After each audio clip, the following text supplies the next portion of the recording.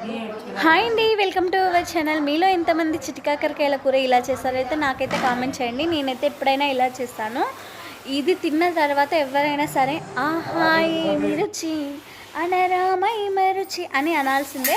ప్రాసెస్లోకి వెళ్తే మనమైతే పెన్నం తీసుకొని చిటికాకరకాయలను అయితే ఇలా వేపేసుకోవాలి. కాకరకాయలు వేపేసుకున్నట్టు వేపేసుకున్న తర్వాత మిక్సీ జార్ తీసుకొని అందులో ఎల్లిపాయలు, కారం, ఉప్పు, జీలకర్ర ఇవల్ల కొబ్బరి పొడి కొంచెం కాస్త ఎక్కువ వేసేసుకొని ఇవల్ల మిక్సీ పట్టేసుకున్న తర్వాత బాల పెట్టుకొని అందులో జీలకర్ర, ఆవాలు, ఎల్లిపాయలు, ఎండుమిర్చి వేసి ఇవి కాస్త వేగాక సన్నగా కట్ చేసిన ఆనియన్స్ వేసుకోండి. దానిలోనే కొంచెం పసుపు వేసండి. ఇవి కాస్త మగ్గాక మనం చిటికాకరకాయలను వేసి కొంచెం ఉప్పు వేసి మగ్గనియాలి. మగ్గనిచ్చిన తర్వాత మనం మిక్సీ పట్టుకున్న ఎల్లిపాయ పొడిని దీనిలో వేసి మంచిగా కలుపుకొని ప్లేట్లో జొన్న రొట్టు పెట్టుకొని తింటుంటే నిజంగా సూపర్ ఉంటుంది. దానిలోని ఆ గింజ నములుతుంటే ఇంకా టేస్ట్. ఈ విధంగా ట్రై చేయండి. నా వీడియో నచ్చితే లైక్